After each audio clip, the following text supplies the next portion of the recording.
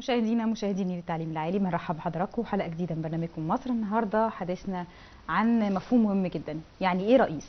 معانا ومع حضراتكم النهارده المستشار مجدي ياسين رئيس الجمعيه المصريه لحقوق الانسان. برحب بحضرتك معانا. اهلا بحضرتك. كمان معانا دكتور جميل محمد المستشار المالي والكاتب والمحلل السياسي. مرحبا بحضرتك معانا دكتور جميل.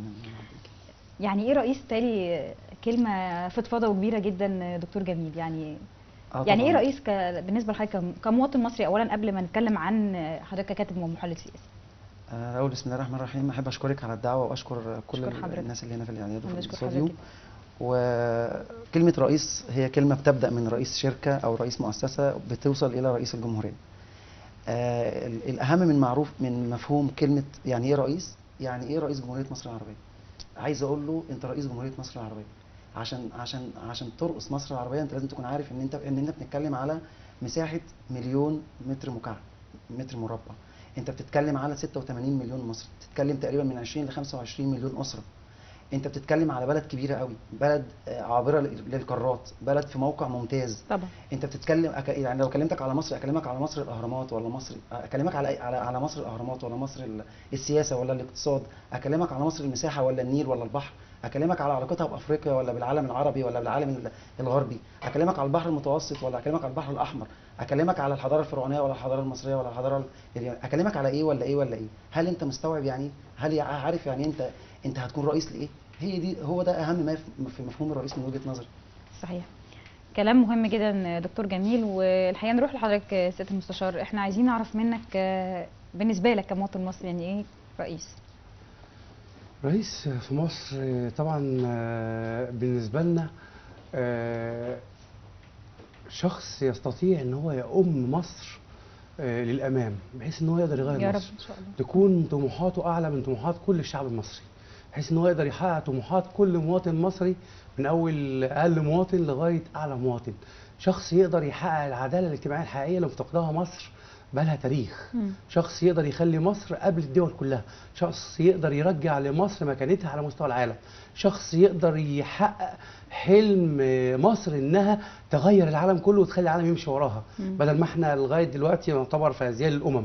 مصر ما اتخلقتش عشان كده، مصر اتخلقت من البدايه عشان تكون قدوه للعالم. بدليل حضاراتنا كلها، حضاراتنا كلها هي مصدر الحضارات، فلازم أن ترجع لها المكانه دي على ايد الرئيس ده بالفريق اللي هيكونه. ولازم يكون فريقه مش الحكومه بس، فريقه هو الشعب كله. طبعا. طيب الحقيقه عايزين نعرف بقى من حضراتكم اولا دكتور جميل، حضرتك مستشار مالي وكاتب ومحلل سياسي، تحلل الوضع الاقتصادي في مصر ازاي؟ وهل الوضع الاقتصادي اللي احنا فيه دلوقتي يعني ينبئ عن الخروج منه، ولا اذا حصل حاجات معينه ولا لا؟ طبعا لا شك ان الواقع الاقتصادي المصري يتاثر بالمراحل او بتاريخ كبير قوي، تاريخ على مدار سنين طويله قوي حصل فيها الحقيقه خبطات موجعه جدا للاقتصاد المصري في السياسه. الاقتصاد المصري الحقيقه بيرتجل، وده واقع احنا لازم نعيه ويجب ان احنا نشرك كل الناس فيه، وكلنا لازم نشارك في حل هذه المشكله. الاقتصاد المصري من مراحل من سنه 1883 لغايه 56 عدى بمرحله كان القطاع الخاص فيها بيستوعب من الاقتصاد المصري اكتر من 90%. دخلنا بعد كده على الخصخصه والتاميم واشتغلنا بفكر اشتراكي بحت من سنه 56، واممنا كل القناه واممنا كل الشركات الفرنسيه والبريطانيه وخدنا كل املاكها واشتغلنا، وكان القطاع الحكومي هو اللي بيتولى مسؤوليه الاقتصاد في مصر، لدرجه انه وصل مساهمه القطاع الحكومي في الاقتصاد المصري لاكثر من 90%. يعني اتقلبت الايه. بعد كده بدانا مشينا كده لغايه سنه 74 لما عملنا قانون ان يبدا القطاع الخاص يدخل تاني في الاقتصاد المصري. فعايز اقول لحضرتك ان الاقتصاد المصري اقتصاد معقد اكبر بكتير من ان يقعد اي رئيس يتكلم فيه بمنتهى البساطه في برنامج تلفزيوني ويحط حلول بسيطه وكأن احنا ما عندناش مشاكل والمشاكل تتحل بجره قلم. لا، الاقتصاد المصري يا جماعه اقتصاد معقد جدا. احنا من احسن تاني اقتصاد بعد السعوديه تنوع. احنا اقتصادنا متنوع جدا، ودي ميزه مصر بتاخدها. احنا رقم 11. السعوديه ما عندهاش نيل وما عندهاش سياحه على فكره مثلا. احنا رقم 11 في الشرق الاوسط بالزبط. احنا رقم 11 في الشرق الاوسط اقتصاد. احنا الثاني بعد جنوب افريقيا في الناتج المحلي. تمام، مع احترامنا للتصنيفات دي يا دكتور جميل، لكن هل شايف انه مصر المفترض تكون في يعني الحقيقه متوسط التصنيفات كده، ولا في مقدمه التصنيفات، لان عندها من الموارد الغير مستغله يعني الكثير جدا؟ يعني لو اتكلمت بس عن مورد واحد اللي هو السياحه اللي غير مستغله في مصر، منها السياحه الدينيه مثلا، السياحه العلاجيه، مش بس سياحه الاثار، لكن مثلا عندك سياحه ثقافيه، سياحه ندوات، سياحه مؤتمرات، كل الانواع دي اذا استغلت هتبقى شيء مختلف. عندك موارد في رمل سينا بس وفي معادن سينا غير مستغله، لو اتضخت في الاقتصاد المصري تبقى حاجه تانية خالص. طيب انت اتكلمتي في موضوعين مهمين جدا، تعالي نتكلم عن السياحه.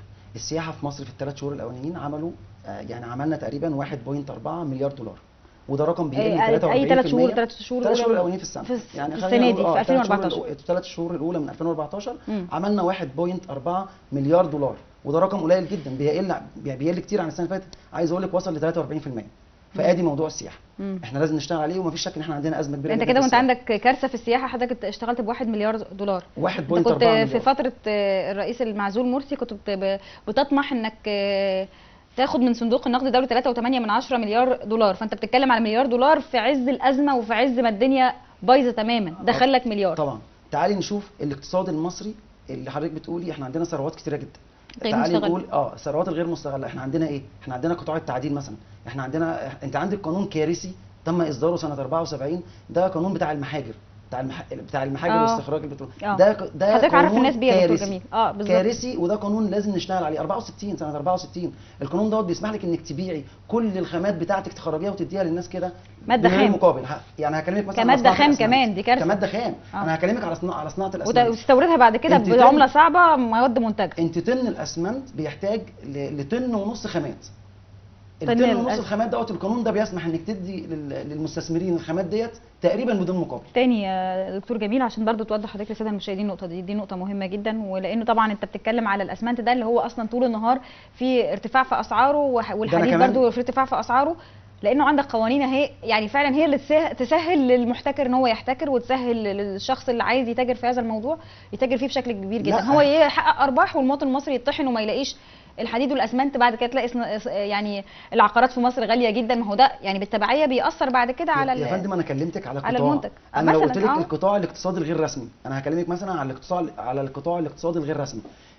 القطاع الاقتصادي الغير رسمي في مصر، انت لو سجلت، انت عندك 92% مثلا قطاع العقارات، عندك 92% من العقارات في مصر مش مسجله، ده اقتصاد 92%. انت عارفه لو سجلنا ال 92% دول المسجلين وعرفنا حجم الترانزاكشن الاقتصاديه او حجم التدخل الاقتصادي فيها، احنا بنتكلم في 463 مليار دولار. 463 مليار دولار بس في قطاع صغير. لو انت بس اشتغلتي وكان عندك الاراده السياسيه. خلينا متفقين ان احنا من غير اراده سياسيه مش هنوصل لشيء، وده اللي احنا عايزين نتكلم عليه ونرجع تاني يعني ايه رئيس. بس هنقف مع حضرتك دكتور جميل وسياده المستشار ونروح لتقرير سريع، وبعد التقرير نكمل كلامنا، انتظرونا.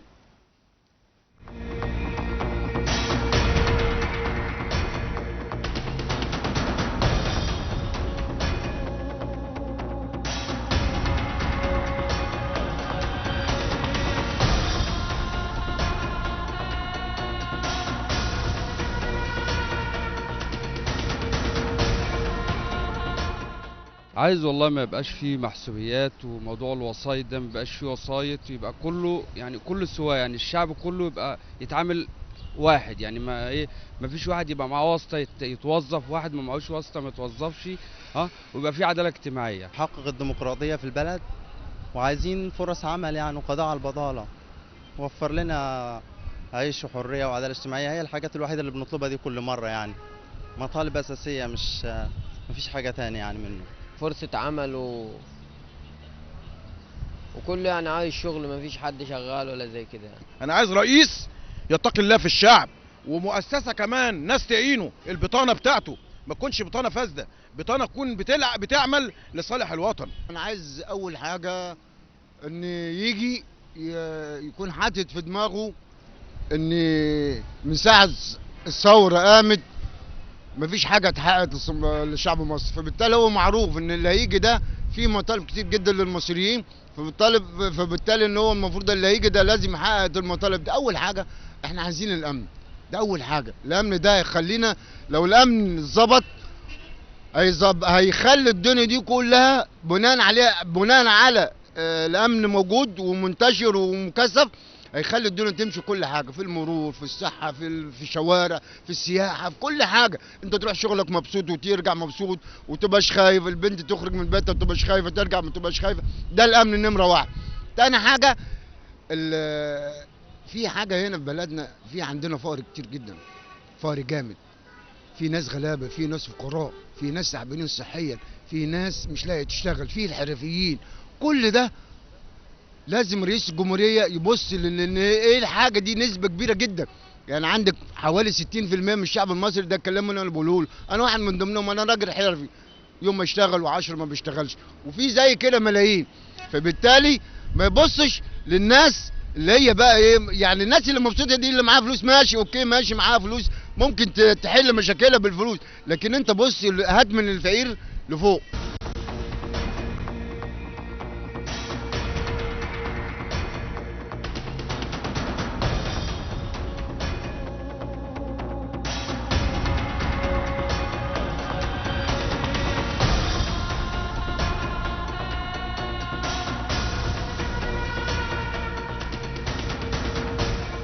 ورجعنا لحضراتكم مشاهدينا الكرام، ولسه بنستكمل كلامنا عن يعني ايه رئيس. لسه مشرفنا سياده المستشار مجدي ياسين ودكتور جميل محمد، بنرحب بحضراتكم مره ثانيه.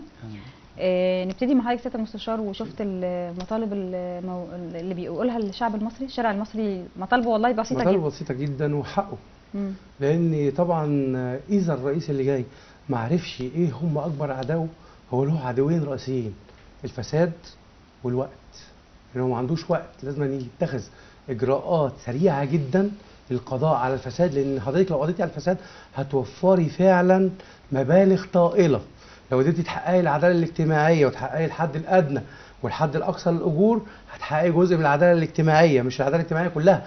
العداله الاجتماعيه عشان تحققيها مش معناها انك انت تفقري الغني وتغني الفقير، لا، معناها انك انت تقدري تخلي الفقير يبقى غني وتخلي الغني غني زي ما هو، بس مش الغني بتاع الحكومه بتاع الحد الاقصى للاجور، لا، الحد الاقصى للاجور ده موظف بتاع ال10 رجال الاعمال اللي في ايديهم كل استثمارات البلد، رضي ان هو يكون موظف. لا، بص هقول لحضرتك حاجه، القطاع الخاص في نظري يعني يستحق ان هو يكبر، بس بمساعده طبعا يدعم، ما فيش مشكله، ومعاونه الحكومه. لازم يكون في رقابه من الحكومه على القطاع الخاص، بحيث ان القطاع الخاص ما يظلمش وما ياكلش حق الشعب، ما يتحولش لانه هو يبقى قطاع شرس. ده يوضحوا لنا يمكن دكتور جميل سياده المستشار، لان الجانب الاقتصادي في الموضوع الاستثمار ده طبعا حضرتك اعلم بقوانين الاستثمار، وازاي ممكن نشجع المستثمر سواء المصري او الاجنبي بدون ما يكون يعني في الحقيقه يعني مكتسبات كتيره جدا على سبيل الصناعه الوطنيه دي من ناحيه، وعلى سبيل برضو انه بياخد كل الدعم وكل المكاسب بتوصل للعامل الاخير او للصنع الاخير الموجود عنده، ما بيوصلوش حاجه. لكن اولا ليك تعليق دكتور جميل على التقرير؟ طبعا انا احب يعني اعلق على التقرير قد ايه الناس البسيطه ديت، وقد ايه فعلا احنا محتاجين لفطريه الشعب المصري. هي لازم الرئيس القادم يشتغل على فطريه وذكاء الشعب المصري. اوعى تقول ان الشعب المصري جاهل او التعليم فيه، القصه مش قصه تعليم وعدم تعليم، القصه قصه ثقافه ووعي تقليدي ووعي في مجتمع بسيط. ما شاء الله. انت لو حضرتك اتكلمت، لو حضرتك شفت التقرير وبص كلامه، الراجل التقرير كله بيتكلم على ايه؟ على اهداف الثوره المصريه، عيش، حريه، عداله اجتماعيه. احنا بيتكلم على الحرفيين، على الامن، بيتكلم على فرصه عمل، بيتكلم على عداله اجتماعيه. وقال حاجه جميله قوي الراجل الجميل البسيط اللي قال عايز رئيس يتقي الله، عايز رئيس يتقي ربنا فينا، عايز رئيس يتقي ربنا في البلد اللي خدها. انا كجميل محتاج رئيس يعمل ايه؟ احنا عندنا فجوات كتيره قوي في مصر، لازم هو يكون عارف ان ده تحدي كبير جدا. عندنا فجوه بين المتعلم والغير متعلم، فجوه بين الغني والفقير، فجوه بين الاسعار والاجور، فجوه بين الدخل والاستثمار، فجوه في كل الفجوات اللي في مصر دي. عايزين واحد يسد كل الفجوات دي. الرئيس اللي يطلع النهارده ويقول انا هحارب الفساد، وانا هاخد كلمه سياده المستشار في محاربه الفساد. كلمه الفساد ده يتحارب بمنظومه متكامله حضرتك. احنا عندنا في مصر 41 جهه رقابيه ما عرفناش نحارب بيها الفساد. الفساد ده لازم نشتغل عليه استنى عشان بتقول كلام مهم قوي يا دكتور جميل. عند حضرتك 41 جهه رقابيه، احنا عندنا في مصر 41 جهه رقابيه، وفي ظل ال 41 جهه رقابيه اللي كانت موجوده كان في نظام مبارك اللي كان للاسف الشديد كل المنظومه فاسده. هتلاقي حاجات كتيره جدا، يعني رجال اعمال 10 12 اسم مسيطرين على الصناعه في مصر، 10 12 اسم مسيطرين على التجاره، اسم واحد مسيطر على الحديد. يعني حاجات الطرق الاراضي الصحراويه اللي اتاخدت واتعملت منتجعات بملاليم او تكاد يكون ما حدش دفع فيها حاجه وتتباع بعد كده كمنتجعات بملايين الجنيهات. كل ده عدى ازاي على ال 41 جهه رقابيه؟ وهل بقى المفترض ان احنا نعيد بقى غربله ال 41 جهه دي اذا كانتش تصلح انها تبقى مع الجمهوريه الجديده لمصر، يبقى احنا فعلا ننشئ جهات جديده بحياديه تامه وفيها شفافيه مختلفه عن الجهات دي؟ تعالي نشوف الاجهزه الرقابيه دي بنقسمها ازاي. احنا بنقسم الاجهزه الرقابيه في مصر لثلاثه كاتيجوري، يعني 41 دول بيتقسموا لثلاثه كاتيجوري. اول كاتيجوري رقابه ذاتيه، احنا بنسميه رقابه ذاتيه. وزاره الماليه بتراقب على الحكومه وعلى الجهه التنفيذيه وبترفع تقريرها للجهه التنفيذيه. الشعب المصري العادي الطبيعي اللي عايز يراقب على الحكومه ما ينفعش يراقبها من خلال وزاره الماليه. خلينا متفقين على دي، لان انت بتنفذ سياسات سلطه تنفيذيه، انت واحد عضو منها، انت عضو من الحكومه. يبقى احنا محتاجين رقابه خارجيه ورقابه شعبيه. صح. دول النوعين التانيين. الرقابه الخارجيه ديت، النقطه دي يا سياده المستشار، الرقابه الخارجيه ديت بتتمثل في الجهاز المركزي للمحاسبات. احنا لازم نشتغل على الجهاز المركزي للمحاسبات، واعتقد ان الجهاز المركزي للمحاسبات عنده تحدي كبير جدا بعد الدستور الاخير. الدستور الاخير نصف وانصاف، ما اتنصفش في دستور جمال عبد الناصر. يعمل بحياديه تامه. دستور جمال عبد الناصر منع الجهاز المركزي للمحاسبات انه يحط ايده في الموازنه العامه للدوله، او ان هو يحط اي ملحوظه للموازنه العامه للدوله. النهارده احنا بنتكلم في دستور مصر الجديد، لا حطكم وحط بند كبير جدا. وبرده انا بشيد ببند مهم جدا في الدستور، ان يجب ان الموازنه العامه للدوله تشمل جميع ايراداتها ومصروفاتها، وده بند من وجهه نظري عبقري، لانه هيزود الموازنه العامه للدوله لاكثر من تريليون و400 مليون. دي اول حاجه. الحاجه الثانيه الجهه الرقابيه الخارجيه اللي هي مجلس الشعب. احنا النهارده مجلس الشعب بيرتجل، كل ما يحصل حاجه مجلس الشعب يقف. الكارثه بقى ان انت كمان المحليات بتقف معاه. يعني انت لو وقفت مجلس الشعب انت عندك مشكله كبيره جدا انك توقفي المحليات، لان الرقابه اللي بتعملها المحليات رقابه مهمه جدا. طبعا. فاحنا المنظومه الرقابيه كلها في مصر طبعا محتاجه شغل كتير. احنا محتاجين رئيس يشتغل على الجانب التشريعي والرقابي والسلطه التنفيذيه، ويكون عنده القدره على فصل الثلاث حاجات دول عن بعض عشان يقدر يشتغل. طيب دي نقطه في غايه الاهميه دكتور جميل. من وجهه نظر حضرتك احنا محتاجين جهه رقابيه تكون مواصفاتها عامله ازاي عشان اقدر اقول بلد دي ماشيه صح، ان في رقابه اصلا على الناس اللي بتشتغل؟ الجهات الرقابيه مش هتشتغل لوحدها. احنا زي ما قلنا احنا عندنا قانون المحاجر ضرنا كتير قوي مثلا، وقانون كان فاسد. وحضرتك لما قلت الاحتكار دلوقتي وحضرتك اشرتي اليه، احنا عندنا قانون منع الاحتكار ومع ذلك في احتكار. يبقى عندنا جهات رقابيه وفي في فساد. انا مش شايفينها عندنا منع احتكار وفي احتكار. عندنا قانون محاجر بيبيع خامات البلد بتراب من غير مقابل، ويستوردها بعمله صعبه بملايين بعد كده. انت عندك كنز في البحر الابيض المتوسط، كنز حصه مصر في النفط والغاز اللي في البحر الابيض المتوسط لازم يشتغل على الملف ده ملف شائك لازم يحط ايده عليه. يبقى انا النهارده اديتك حاجتين للرئيس القادم، حاجتين مهمين جدا. لازم يشتغل على الاقتصاد الغير رسمي، واديتك بس مثال فيه. احنا بنتكلم في 462 مليار دولار بس العقارات لو انت سجلتها ل 92%. ده انا اديتك عينه عشان وقت البرنامج وعشان وقت سياده المستشار. وبديكي ان البحر الابيض المتوسط لازم يحط ايده على الملف دوت، ملف ما حدش بيتكلم فيه وما شفتهاش في باي برنامج رئاسي. حصه مصر في البحر الابيض المتوسط لازم الرئيس القادم يشتغل عليها. لازم الرئيس القادم يشتغل عليها. ده نقطه مهمه جدا وبرده عايزين نتكلم فيها اكتر دكتور جميل، لكن هنروح لحضرتك سياده المستشار. ودكتور جميل اشار لنقطه في غايه الاهميه عن الرقابه على المؤسسات، وانه في يعني جهات كثيره جدا مفترض فيها انها تراقب. لكن احنا بقى عايزين نعرف الجمعيه المصريه لحقوق الانسان، هل نقدر نقول ان الجمعيات الاهليه او اللي عملت في مجالات حقوق الانسان والجمعيات اللي ممكن تكون موجوده في مصر بتحاول انها توصل للانسان المصري حقوقه تشتغل على ملف الرقابه ده، وتحاول انها تكون بقى فعلا بشكل جديد تقدم نفسها للمجتمعات؟ لانه حضرتك تعلم ان الصوره يعني اهتزت شويه في الفتره الاخيره بالنسبه للجمعيات اللي عامله في حقوق الانسان. مش لكل الجمعيات، احنا بنقول يعني اختلت شويه. احنا عايزين نقول ان الجمعيات اللي هي المموله من الخارج بتشتغل لاهداف خارجيه، لكن طبعا الجمعيات اللي هي بتقوم على الجهود الذاتيه في مصر وعلى اهداف تخص الشعب المصري، دي جمعيات بتكون اهدافها نبيله واهدافها لصالح المصريين. عرفنا حضرتك الجمعيه المصريه كده لحقوق الانسان؟ طبعا احنا بنحاول نحقق لكل انسان يعني ايه حق الانسان وازاي ياخده وازاي نقدر ان احنا نديله حقه. ومن ضمن مهمنا طبعا الرقابه على الانتخابات والرقابه على جميع الانتخابات، اذا كان استفتاء او اذا كان انتخابات رئاسيه او اذا كان انتخابات مجلس الشعب. توعيه المواطن ايه هو حقوقه وازاي يمارس دوت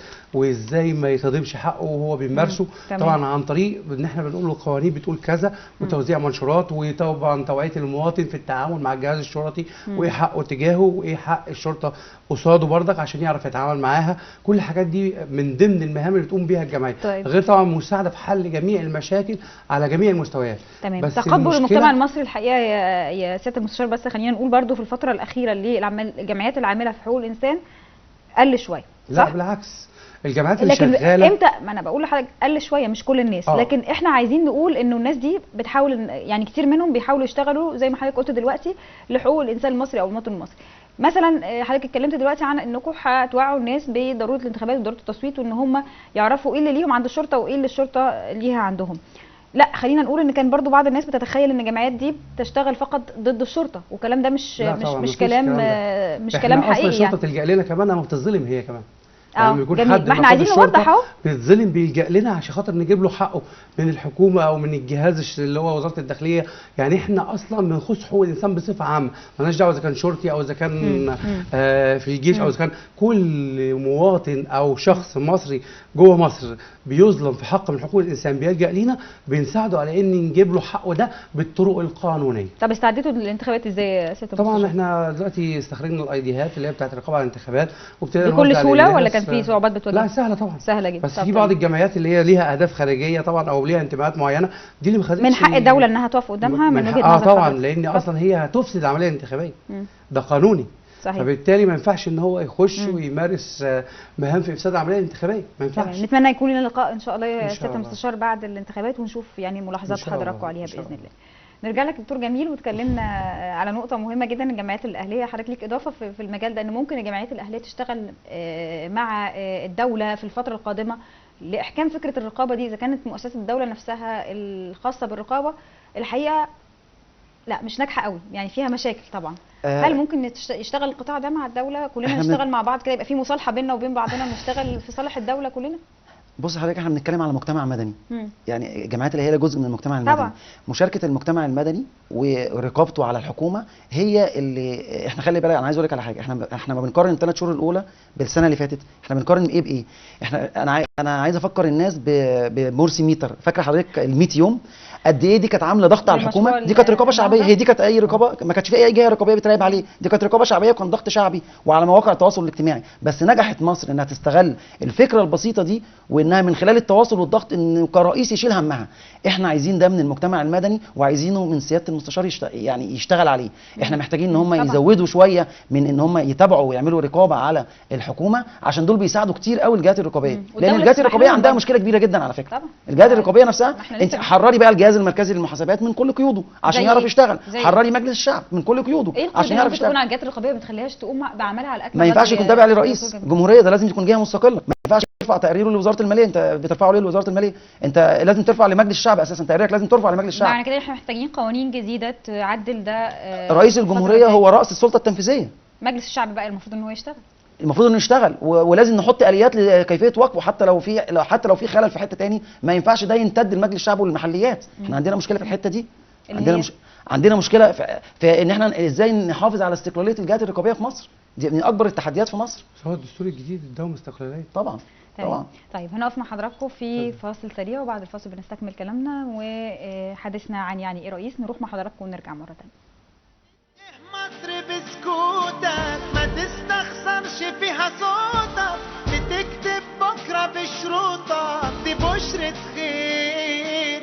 قوم نادي على الصعيدي وابن اخوك البورسعيدي والشباب الاسكندراني، اللمه دي لمه رجال، وانا هاجي مع السوهاجي والقناوي والسيناوي والمحلاوي اللي مية مية والنوبه الجمال.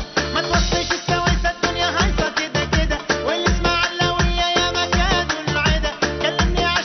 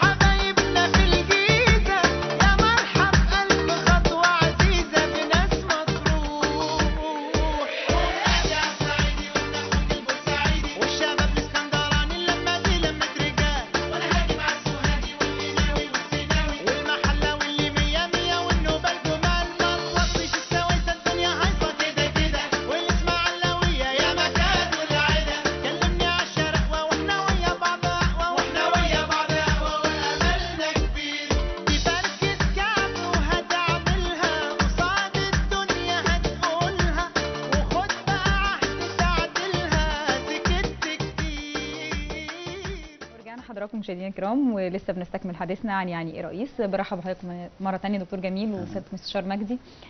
الحقيقه بس اغنيه مبدعه ما ينفعش نعديها كده. دكتور جميل ايه رايك فيها وسياده المستشار؟ شيء رائع للحث على المشاركه وان ننزل كلنا مع بعض وان قوتنا في لمتنا مع بعض، يعني شيء رائع الحقيقه. طبعا يعني اجمل ما في الاغنيه البساطه، يعني بصراحه يعني بصراحه جدا. انا بحييكم على التقرير وعلى الاغنيه وعلى الاختيار، لانها بتنقل قد ايه البساطه والشعب المصري. احنا شعب والله شعب يعني انا عايز انتهز الفرصه بس واحيي كل المصريين في الخارج. احنا عندنا 8.5 مليون مصري في الخارج. انا حابب ابعت لهم كل شهاده تقدير وشكر على اللي شفناه الثلاث اربع ايام اللي فاتوا. شيء مشرف والله، مدوا لهم التصويت كمان يوم. ايه مدى احساس بالمسؤوليه، ايه مدى الوطنيه دي، وايه مدى الاحساس ناحيه البلد بالمسؤوليه.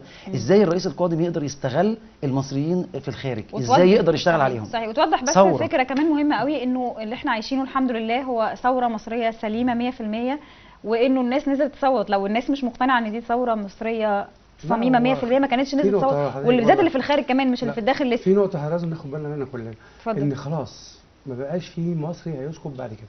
دلوقتي المصريين بيشاركوا وبيعملوا اللي عليهم للاخر. صحيح. عشان اللي يجي لازم ينجح، لان لو ما نجحش كل اللي نزلوا دول هيبقى اديهم كمان مره نازلين ضده برضك. لازم يخلي باله النقطه دي ويخليها قدامه قبل اي نقطه، ان المصريين مش هيسكتوا.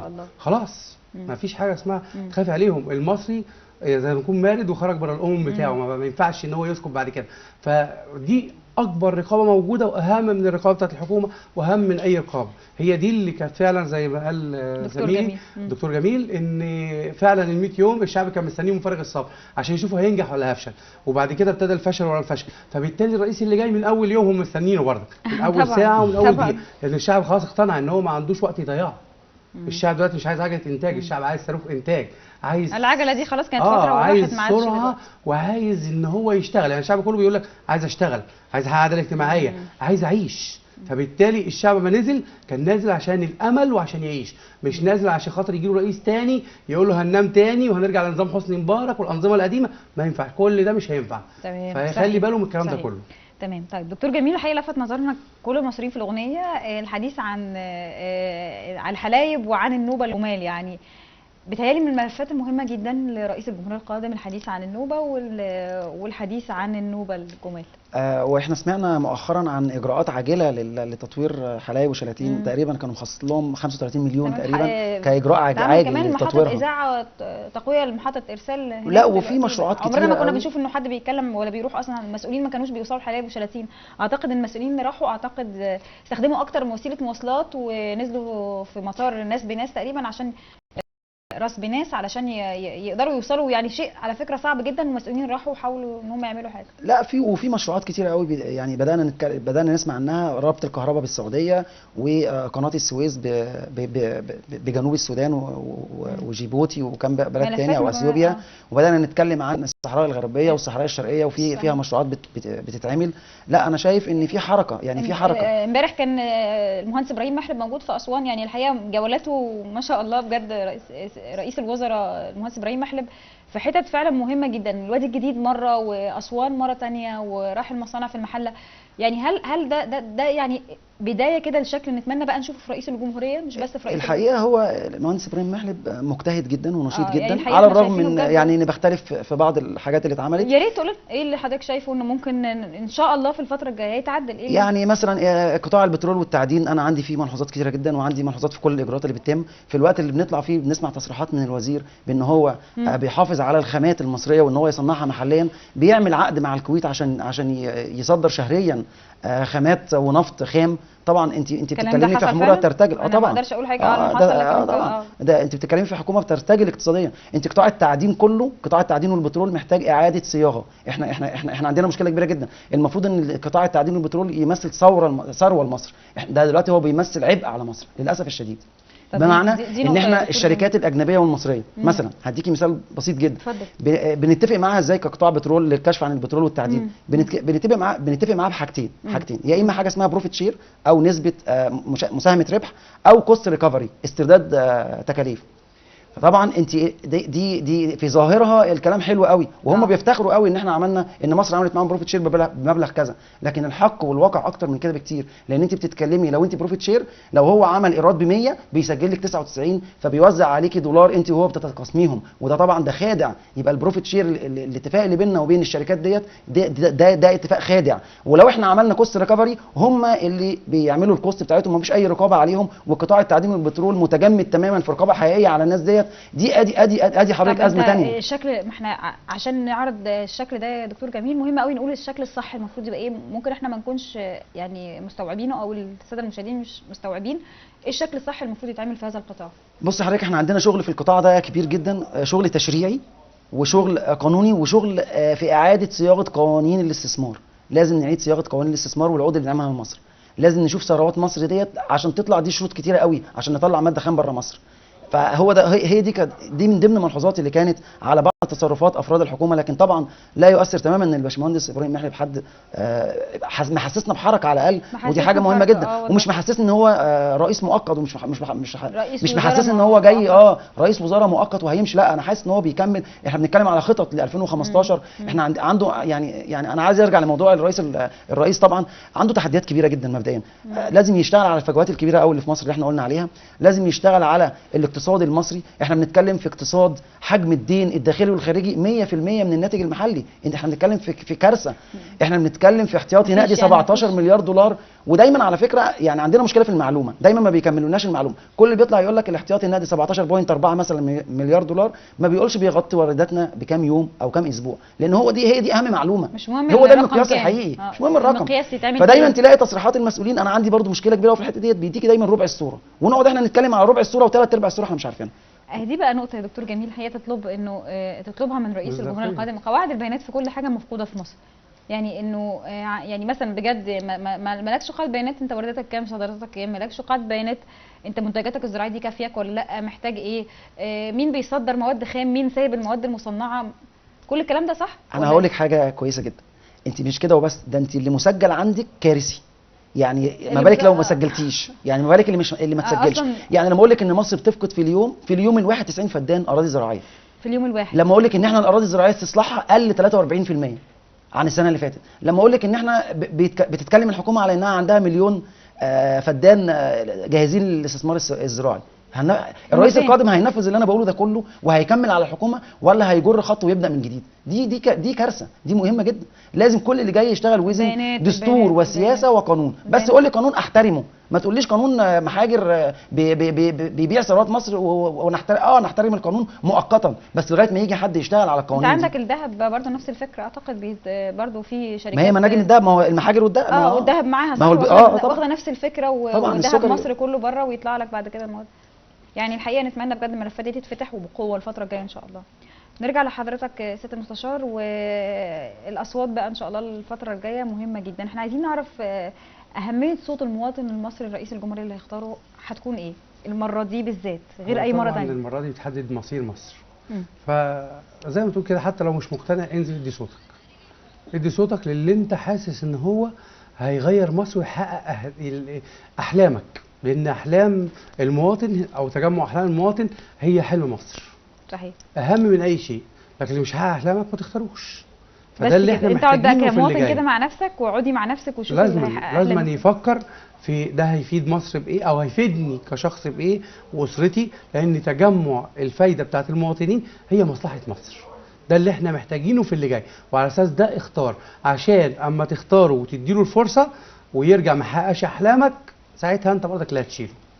صحيح يا سياده المستشار. نقف مع حضرتك مع دكتور جميل في تقرير سريع، وبعد التقرير نكمل كلامنا، انتظرونا.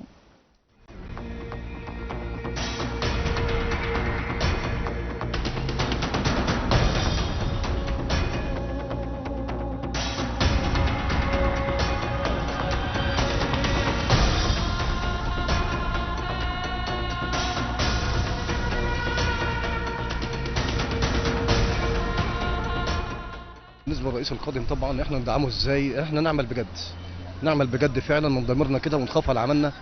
الموظف او العامل يقضي دوره في العمل جيد جدا، ما يزوقش من العمل او كده، لازم يقضي دوره في العمل بجهد وتعب. تاني حاجه ان احنا نسد الرئيس ان احنا ما نخربش، محدش يخرب، محدش يعتدي، محدش يعمل اي حاجه غلط في البلد، يخرب او يعتدي او يعمل طلبات فئويه ويوقف حال الدنيا او اعتصامات والحاجات دي. انا يجي وقتها هتتحقق ان شاء الله، مش وقته اساسا يعني. فالناس ما تعطلش الدنيا، الاعتصامات، الاحتجاجات، المظاهرات زي 6 ابريل والناس دي كلها دي بتعطل حركه البلد. المفروض ان احنا نتكاتف مع بعض، نعمل بجد وبعرق ونخاف على البلد. ولو شفنا اي اشخاص فيهم شبهه غريبه نبلغ عليهم، او اي اسم غريب، دي مساعده مع الرئيس القادم. هو يجب على الشعب المصري ان شاء الله بعد ما ياخد استحقاق الرئيس ويتعرف مين هو الرئيس، اللي هو طبعا انتخبه، اي انسان انتخب واحد معين، وان شاء الله ده قريب يعني احنا نقف وراه، ان احنا نعمل نزود الانتاج، نخفض استهلاكاتنا من كل شيء، سواء النور والميه والمنتجات، وتخفيف الاعباء، تخفيض النفقات، محاوله رسم خريطه جديده، يعني الشعب يرسم خريطه لنفسه ويتبناها مع الرئيس، ان هما الاثنين ينفذوها على اساس يعني البرنامج اللي هيعمله الرئيس. والبرامج كلها متشابهه عموما، لان الملفات كلها متشابهه، ما فيش حد لا مؤاخذه رئيس يعني هيخترع حاجه، هي كل الملفات متشابهه، وهي كل الملفات اللي في ايد الرئيس اللي هو عايز يحققها هي عباره عن ما جاء في الثورتين 25 و30 او في اي ثوره في العالم، اللي هي العيش والحريه والعداله الاجتماعيه والكرامه الانسانيه واعاده توزيع الدخل والاستثمارات والوظائف والصحه، دي حاجات ملفات معروفه في العالم كله. لابد ان الرئيس القادم يبقى الشعب حبه، ده اهم بند. لو الشعب حبه هيحصل نوع من الهارموني كده، ان هو يقدر هيبقى فيه يستمع ليه. لو قال له ان احنا في مشكله اقتصاديه معينه هيستمع ليه وهيتقبلها بصدر رحب.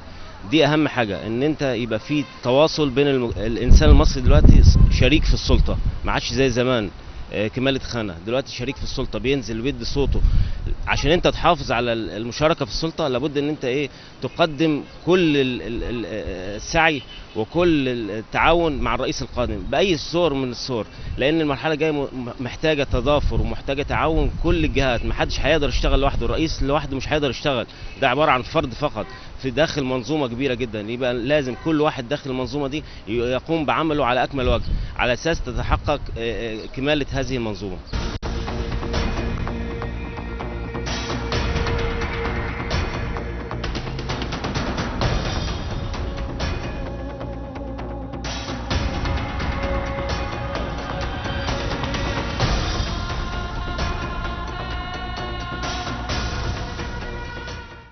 ورجعنا لحضراتكم مشاهدينا الكرام، ولسه بنستكمل حديثنا عن يعني ايه رئيس. لسه مشرفنا المستشار مجدي ياسين ودكتور جميل محمد، بنرحب بحضراتكم مره ثانيه.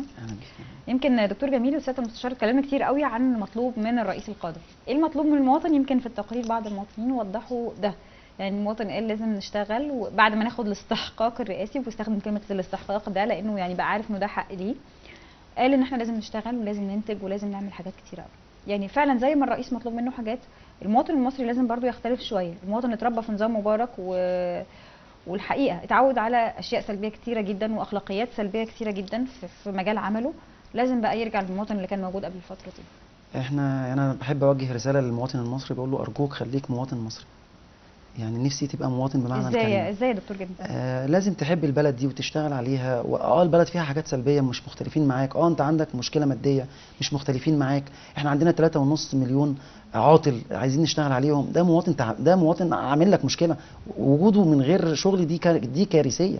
كل ده ضغط عليك انت، ضغط على المواطن حتى اللي شغال قبل اللي مش شغال. ما هو المواطن برضو الحقيقه عشان نبقى برضو معاه، هو المواطن في عصر مبارك اللي سكن العشوائيات، اللي كل من اكوام القمامه، المواطن اللي شاف ان في اجور بالملايين في وقت ما هو اجره يعني حتى الحد الادنى ده اللي سمعنا عنه كتير قوي ما خدش منه حاجه. في بعض الناس عايشه 80 جنيه في الشهر و100 جنيه في الشهر بمعاش السادات والحاجات اللي حضرتك تعرفها دي، ومع ذلك المواطن عايش يعني. فهو برضو كان مطحون. لكن في بعض الناس اتعلمت سلوكيات بشعه في هذا العهد، في العشوائيات وفي البلطجه وفي الاجرام والدراما اللي كانت موجوده وبتساعد انه المواطن اللي بياخد حقه بس هو المواطن اللي بيستخدم السلاح، والمواطن اللي عنده سلوكيات كلها خطأ. المواطن ده بقى يعني هل المفروض يغير من نفسه؟ وهيغير من نفسه امتى؟ لما يلاقي ايه عشان يقدر يغير من نفسه؟ طبعا حصل تحول سلوكي واخلاقي في ال3 سنين اللي فاتوا فعلا. يعني انت مصر دخلت في مرحله انها محتاجه تواجه التحول السلوكي والاخلاقي دوت. فعلا احنا بقت عندنا مشكله. بس صدقوني المصريين ابسط، يعني امور المصريين ابسط من كده بكتير. كل ده لو في زي ما قلنا المجتمع المدني والشعب عليه ان هو يبدا يعمل الضغط على الحكومه ويبدا يراقب حاجته. يا جماعه الدستور ده بتاعكم والبلد دي بلدكم والرئيس ده بيشتغل عندكم والحكومه دي بتشتغل عندكم. انتوا لازم تاخدوا المنظور ده وتراجعوا على الناس دي. ما ينفعش نسيبهم وننام. احنا لو سيبناهم هيعملوا اللي هم عايزينه، لكن طول ما احنا بنتكلم وبنكتب في مقالاتنا وبنطلع في التلفزيون نقول لا ده غلط، لا اعمل كذا، خلي بالك من ده، صدقيني احنا هنوصل. انت عايزه ايه من شعب كان بيتكلم في الكوره وكانت كل ثقافته كرويه؟ بقى لنا 3 سنين ما بيتكلمش غير في السياسه. انزلي لابسط واحد في المجتمع المصري كلميه يتكلم في السياسه ولا كانه يعني متربي في اجواء سياسيه. في الكوره ده يا دكتور جميل كان طبعا وسيله من وسائل التغييب الشعب، يعني بيتكلم عن الكوره وناسي اي حاجه ثانيه ممكن تكون موجوده في البلد. يعني سياده المستشار عليكم دور كبير جدا كقطاع اهلي زي ما الدكتور جميل اشار في توعيه المواطن المصري باللي ليه واللي عليه. يعني احنا زي ما بنقول رئيس الجمهوريه مطالب باشياء كثيره جدا، ملفات كثيره جدا شائكه لازم يفتحها. كمان المواطن يفتح ملفاته الشائكه وكده ويقعد مع نفسه شويه. هو طبعا من حق المواطن ان هو يشتغل، دي اول حاجه. فبس بالتالي فرصه العمل بقى موجوده ولا لا؟ الحقيقه انه يشتغل والحكومه توفر له العمل ده. فبالتالي المواطن انا بتمنى ان هو ما يلاقي فرصه شغل كويسه وبتجيب اجر له كويس، ما يجيش يطالب بقى بالاجازه والراحه والكلام الفاضي اللي احنا كلنا اول ما اروح اشتغل طب المرتب كام؟ طب الاجازه امتى؟ طب الراحه امتى؟ دول ال3 اشياء اللي بيهموا العامل المصري اللي مضيعين مصر.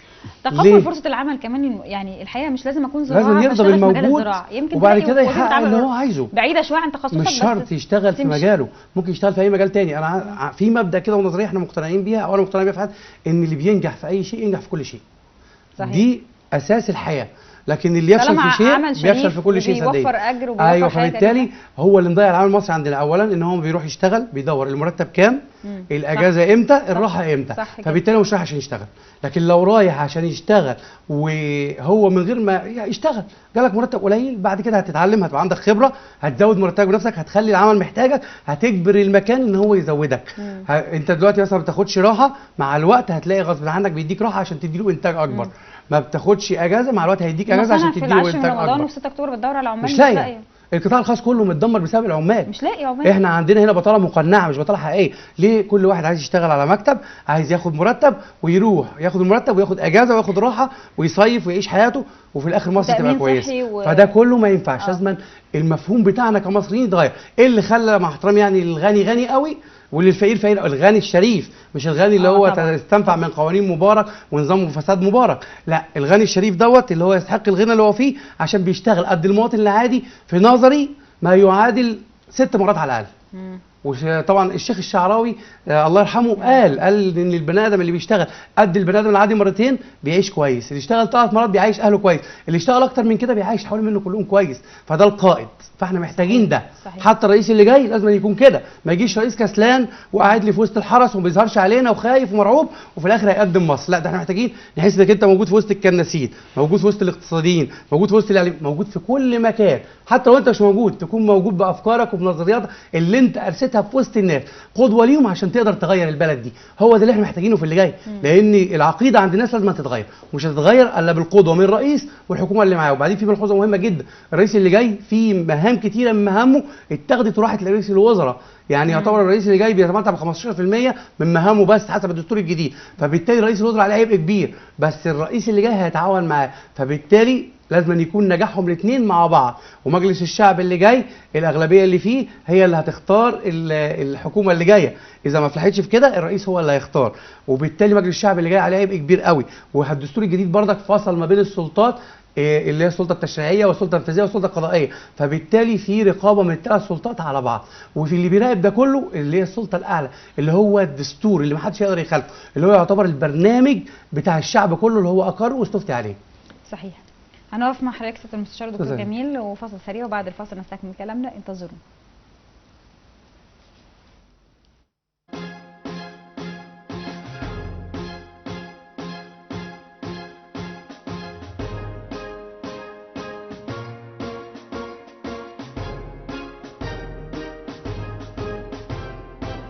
انزل وشارك في اللي جاي، قول كلمتك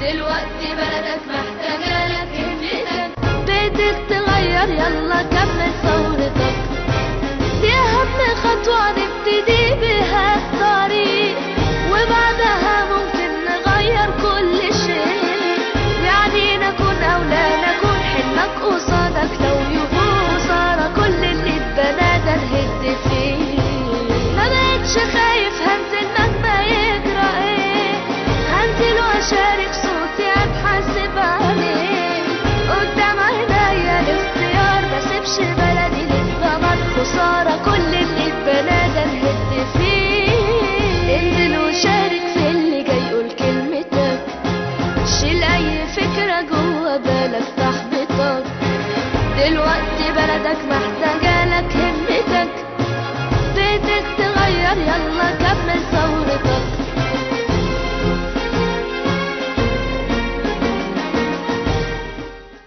ورجعنا لحضراتكم مشاهدينا الكرام، ولسه بنستكمل كلامنا عن يعني ايه رئيس، ومشرفنا المستشار مجدي ياسين ودكتور جميل محمد.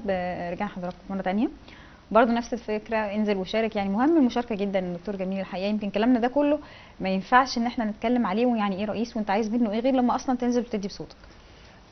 ده دليل ان الشعب المصري قرر دايما، يعني دائما وابدا، انه يبص لقدام، انه يتكلم في المستقبل. الشعب المصري ما بيبصش وراه، اللي وراه والاحداث اللي حصلت اللي فاتت على المجتمع المصري مش هينساها، لكن هو باصص لقدام، مش هيفضل طول عمره باصص ورا. وده اللي بياخد وده اللي بياخدنا ليه ناس تانية. احنا عايزين نبص لقدام، احنا عايزين بكره هنعمل ايه، بس برضه نخلي بالنا من ان في ناس متعلقه في رقبتنا عن الماضي، دول هنفكر فيهم وهنتكلم عنهم، بس في المقابل احنا لازم الاول نرتب اوراقنا، لازم نحط سلطه تنفيذيه وسلطه تشريعيه، ونحط رئيس ونحط قوانين، ونبدا نشتغل عشان نبدا نرتب اوراقنا، عشان كل واحد ليه حق ياخده، ايا كان هياخده من مين، وايا كان مين اللي خاطئ ومين اللي اخطا ومين اللي ما اخطاش، كل ده احنا هنشتغل عليه، بس الاول نرتب اوراقنا، لازم نرتب اوراقنا قبل ما نبدا الجيم. احنا فعلا لسه ما بداناش، سياده المستشار قال احنا لسه ما بداناش، فعلا احنا لسه ما بداناش، احنا لغايه دلوقتي بنحاول نرتب اوراقنا ونوافق اوضاعنا. تمام. طيب سياده المستشار، يعني يمكن وقتنا قرب ينتهي، انت شايف حضرتك انه من خلال شغلكم كجمعيات اهليه الناس حابه تنزل وتشارك اصلا؟ المره دي الناس لما نزلت 30 يونيو ما نزلتش عشان خاطر تشيل رئيس في عداء ما بينهم وما بينه، او هم في مشكله ما بينهم وبينه، هو نزلوا عشان يرجعوا الامل اللي هو ضيعه على ايديه، فبالتالي الامل رجع للناس، فالناس عندها امل في بكره، عندها امل ان اللي جاي يتغير على ايد الرئيس القادم، وهم يعني العلاقه ما بينهم وما بين الرئيس اللي قادم اصبحت علاقه مشتركه، ان النجاح اللي جاي على ايدينا وايدك، فبالتالي الناس لازم هتنزل تشارك وهتنزل تختار اللي يحقق امالها وطموحاتها. تمام. امتى تقول انك كان اختيارك صح يا دكتور جميل بالنسبه لرئيس الجمهوريه؟ لو شفت منه ايه؟ اختياري صح لما يقفل كل الفجوات اللي اشتغلنا عليها، يحط ايده على الفساد ويشتغل عليه فعلا بجد، مش كلام، مش هنقضي على الفساد، الفساد اكبر بكتير، احنا لازم نشتغل عليه مجتمعيا. نحن نحارب الفساد ونحن نقف بيد من حديد امام الفساد والفاسدين والمفسدين. الكلام ده ما عادش ينفع. انه انا محتاج باختصار شديد كده، انا محتاج تحسين في كل المجالات، انا راجل واقعي، انا مش عايز منك طفره في كل المجالات لانك مش هتقدر. انا عايز الرئيس القادم يحسن في كل المجالات، حسن لي الصحه، حسن لي التعليم. لما تقول لي مثلا ان انت في شهر واحد 12 مليون جنيه انت عالجت مصريين في الخارج، او العلاج على نفقه الدوله في الخارج، وعندي ازمه في الصحه، لما تقول لي ان انت عندي، يعني لما تقول لي انك عمال تصرف وتقترض، احنا حجم الدين طبعا انا اشرت اليه، احنا 100% من الناتج المحلي، احنا بنتكلم في رقم كبير جدا، ومع ذلك وزاره الماليه عماله تتدين اكتر، يعني واخده 5 مليون جنيه من البنوك، وبتتكلم النهارده على 3 سندات في 2015، بتتكلم في 3 سندات ب 16 مليون، يعني رقم كبير جدا، او 12 مليون. البنوك كلها جايه لك عشان تديكي فلوس وانت هتاخدي، احنا بنتكلم في حجم دين اصبح كارثي، اللي هيسد كل الفجوات اللي احنا قلنا عليها واشرنا عليها في الحلقه، ده هيكون رئيسي، اللي هيشتغل على الفقراء، اللي هيعمل عداله اجتماعيه حقيقيه، مش دعايه انتخابيه، انا هشتغل معاه، اللي هيعيش مع الفقراء وهينزل في ارض الواقع ويشتغل على الناس دي، احنا هنشتغل معاه. مش مسموح للرئيس القادم انه يتعدى او يتخطى احلام المصريين، مش مقبول، ومحدش هيسمح له، والدنيا كلها هتنزل ضده لو عمل كده. صحيح يا دكتور جميل، معاك اكيد برضه. سياده المستشار، الحقيقه يمكن وقتنا قرب ينتهي، امتى تقول انه مصر ماشيه على المسار الصحيح؟ كمان هل 4 سنوات المفترض انها هتبقى هي فتره حكم الرئيس القادم، هي المفترض تشوف فيها كل التعديلات اللي في الدنيا، ولا المفترض تحط فيها بص على حاجة. يعني إحنا مسارات صحيحه، بس أصبحنا- نقف على الطريق، يعني عشان الناس برضو ما تبقاش طموحاتها اعلى بكتير قوي من اللي ممكن يحصل، بما انه الفساد كبير قوي، الملفات الشائكه كبيره جدا. ايه المفترض في الاربع سنين المواطن يبدا يحاكم بعدهم، يعني يشوف احنا ايه؟ دلوقتي في عصر المستحيل وتحقيقه. مم. عشان كده طبعا انا عندي فكر خاص غير فكر زميلي الدكتور جميل، اتفضل. ان لازم الرئيس الجاي يحلم بالمستحيل طبعا اللي هو فوق حلم ما هو نفس الشعب، فكر دكتور جميل عشان وفكرنا يقدر كلنا. يحقق الممكن، لان لو حقق الممكن الشعب هيرضى. ايوه فبالتالي دي نقطه مهمه. فبالتالي الممكن احنا حاجه والمستحيل حاجه تانية. هو لازم يسعى المستحيل مش يسعى يسعى. الممكن. ايوه فبالتالي يسعى. هيقدر يحقق الممكن بالنسبه له هيبقى سهل. الممكن ده بالنسبه لنا موجود فده يعني احنا شويه. عايزينه بمنتهى القوه، والا فكده مش هيرضيني. هيرضيني ان هو يقدر في خلال اول ثانيه، لان احنا مش هنحاسبه بس لا، بالاربع ثانية؟ سنين. ثانيه اول ثانيه أول ودقيقه ثانية دي او طب فيها ساعه إيه؟ لازم يتحاسب على اساس ده، يكون له قرارات تقدر تغير الدنيا. انا عندي اللي عايز يثبت من ده، اول ثانيه قرارات. اللي يثبت ده الله يرحمه الزعيم الراحل جمال عبد الناصر. من اول ما جه ابتدى قرارات غيرت مصير مصر من ساعه ما جه، من اول ما اتخذ قرار الثوره وكان مع زمايله لغايه ما عمل التاميم، لغايه ما عمل المصانع، لغايه ما عمل، فبالتالي قدر يكسب المواطن الغلبان. احنا بالتالي محتاجين قرارات تقدر تخلي المواطن الغلبان يطلع يهتف باسمك في الشارع، تغير واقعه، تقدر تخلي كل واحد في مصر يشكرك. صحيح. هي دي العداله الاجتماعيه الحقيقيه، انك صحيح. تقدر تقلل الفجوه ما بين تحت وفوق، تقدر تخلي الميه تمشي من فوق لتحت ومن تحت لفوق. ده اللي احنا محتاجينه. صحيح صحيح دكتور جميل. دكتور جميل، الحقيقه يمكن برضو وقتنا بينتهي. مطلوب في الاربع سنين انك تشوف طفره في كل حاجه، ولا يعني بدايات في حاجات وطفره في حاجات تانية؟ يعني الشكل ممكن يبقى عامل ازاي عشان المواطن يقدر يحكم ويقول لا فعلا انا اخترت صح؟ انا متفق مع الرئيس القادم ان هو المسؤوليه والتركه ثقيله، بس عايزين نحافظ على الاعباء اللي وصلنا لها. يعني لما اقول لك ان انت عندك 3.5 مليون عاطل، حافظ على دوت ما يبقوش 4 مليون، ونحافظ على الباقيين عشان نشتغل على عشان نرجع على 3 مليون دول. نخرج من انا عايزك تحافظ على اللي احنا وصلنا له. لما اقول لك ان حجم الدين بقى كبير قوي، لازم نوقف نزيف الاستلاف، ولازم نشتغل على القطاع الضريبي بشكل اكتر من كده شويه. يعني لازم نشتغل على تحسينه. يعني مفهوم الجبايه من المجتمع دي خلاص بقى مفهوم بقى صعب جدا. هقول لك حاجه بشكل تاني يا دكتور جميل. انت الاربع سنين بعد ما يخلصوا لازم تلاقي انه مثلا الموازنه العامه اتظبطت، انه لا بقى في مخزون مالي كبير في مصر. ايه الحاجات اللي لازم بعد الاربع سنين ان شاء الله تكون موجوده في مصر فتقدر تقول ان الراجل ده عمل حاجه؟ احنا عندنا عيب هيكلي في الموازنه العامه للدوله. الموازنه العامه للدوله 80% منها بتروح لاجور ودعم، دي كارثيه. احنا بنتكلم في حاجات كارثيه. احنا بنتكلم في تركه محتاجه يتكاتف كل الناس. المشاركه المجتمعيه ايها الرئيس القادم، الشباب، اوعى تتجاهل حد، اوعى تتجاهل حد، اوعى تتجاهل الشباب، اوعى تتجاهل المشاركه المجتمعيه، اوعى تتجاهل المجتمع المدني، اوعى تتجاهل حد، لان انت محتاج لكل بني ادم يديك نصيحه ويديك راي. لازم نشتغل على الموازنه العامه للدوله. لازم نبطل بقى قصه الضرايب، ان كل ما الموازنه العامه للدوله يبقى عندنا فيها مشكله نروح ناخد ضريبه. احنا بنتكلم في ضريبه اغنياء 5%. الكلام دوت يا جماعه هيأثر كتير. هي الضريبه بتحصل كام حضرتك؟ بتحصل 149 مليون، 149 مليار، 96 منهم على ضرائب الدخل. انت النهارده بتعمل ضريبه على الاغنياء 5% عشان تاخد منها ايه؟ 2 3 مليار. طب انت لازم ما قلتليش، انت ما فكرتش معايا وما قلتليش ايه تاثير ال 2 مليار اللي هيدوا لك الغني على 96 مليار بتوعك. انت لازم تشتغل وتكون واقعي. صحيح. اشكرك جدا دكتور جميل محمد، المستشار المالي والكاتب والمحلل السياسي. بجد يعني استمتعنا بوجود حضرتك معانا، كمان استفدنا جدا من حضرتك سياده المستشار مجدي ياسين رئيس الجمعيه المصريه لحقوق الانسان.